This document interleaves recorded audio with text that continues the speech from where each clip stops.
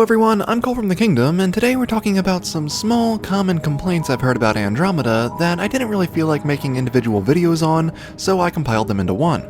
So let's get started.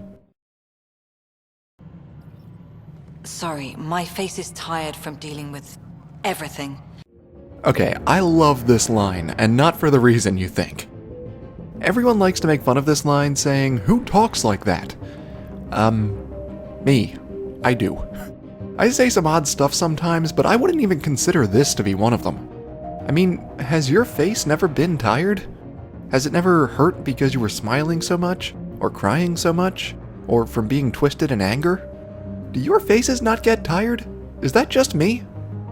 Would your face not be tired from being Addison for the past year? Now, I'm not defending all the dialogue in the game. There are some poor lines here and there, and some odd word choice. But for the most part, I thought it was decent, if not pretty good. Voice acting is also good, mostly.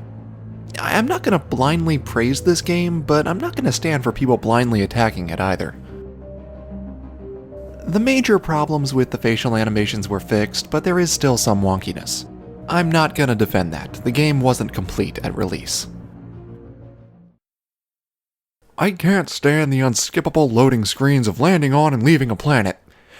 Now you're right. Oh my god. Unskippable loading screens. That is unforgivable. And it definitely affects the quality of the story, especially when you usually spend hours in between these loading... Oh, what's that? It's already over and the first game's elevators are still going? Yeah, alright. That's what I thought. I feel like I shouldn't even need to talk about this, but good lord do people blow this out of proportion. And I've heard some people say that because Andromeda is 10 years newer and technology is better, it shouldn't have this problem. Well, yes, technology has progressed, which is why they were able to give us such huge open worlds and amazing visuals. It's honestly pretty impressive that the loading screens are this short for the size and detail of what it is they're loading. That's not to say the game always runs smoothly. Startup takes a while, and I get severe frame rate drops when I use the research station. But none of this really affects the story. There are only a handful of missions that require you to traverse several systems and planets, and I will agree with you that those are annoying, but they would definitely still be annoying even without the loading screens. Don't try to tell me you wouldn't still complain about them. I would complain about them. As for the planet scanning system and having to fly to each individual one, okay, even with the skipping feature, no, they should have known better. No, they're not. Check out my Ket lore video for the explanation there. They have very little in common in the grand scheme of things, and I'd argue the Ket are just as, if not more, interesting. However, I do understand the complaint. The presentation of the Ket, particularly the transformation scene, left a lot to be desired. I also rolled my eyes, like, okay, we're doing the same thing again. Developers, you can't pretend you didn't know this was going to be people's initial reaction, even if the truth is more complicated. This one's a toughie. On the one hand, I kinda get it. You naturally want more, especially since half the Milky Way races were absent. But I also recognize that if there were other friendly species, that would have taken screen time away from the Angara, and I thought they needed a lot of breathing room. I really adore what they did with the Angara, so I get this complaint, but because the Angara were so awesome and I think handled super well narratively, I can't really hold this as a negative towards the quality of the game. I guess it's an appreciate what you have sort of deal. Also, this is only one cluster of the galaxy.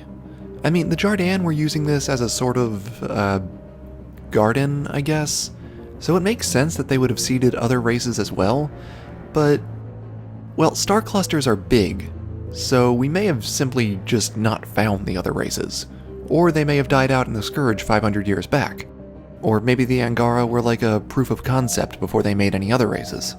We'll have to wait and see. People say the Nexus should have had a Pathfinder.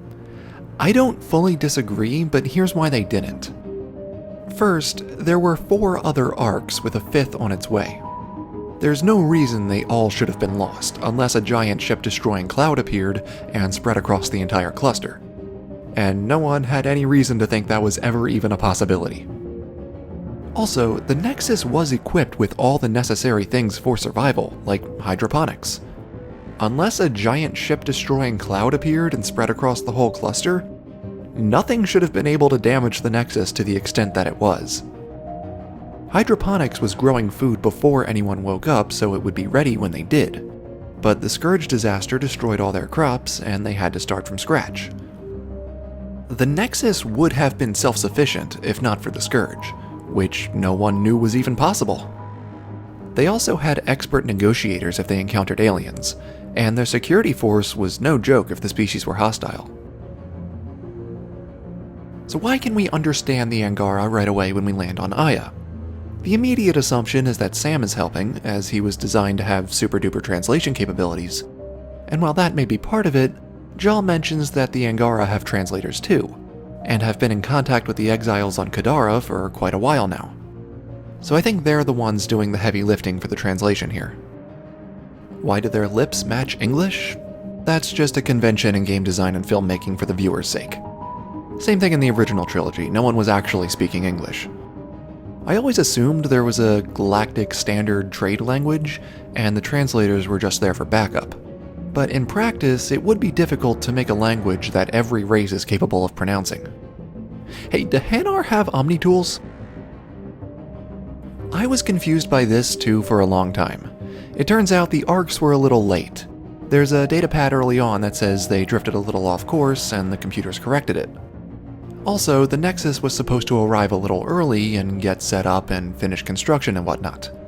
It wasn't constructed beforehand to reduce mass and make the journey a little safer and easier. They also had no real reason to fully construct it before leaving, and they were on a time crunch. The Nexus also woke up early due to impact with the Scourge. They were supposed to stay in cryo a bit longer. So I think that'll do it for now. If you guys have any other issues with the game or have heard any you'd like me to cover, definitely let me know. I kind of lament the need for some of these videos, but I do like talking about the game and these do give me an excuse to do that. So that's it for now guys, thank you all so much for watching, don't forget to comment and like. Ishare.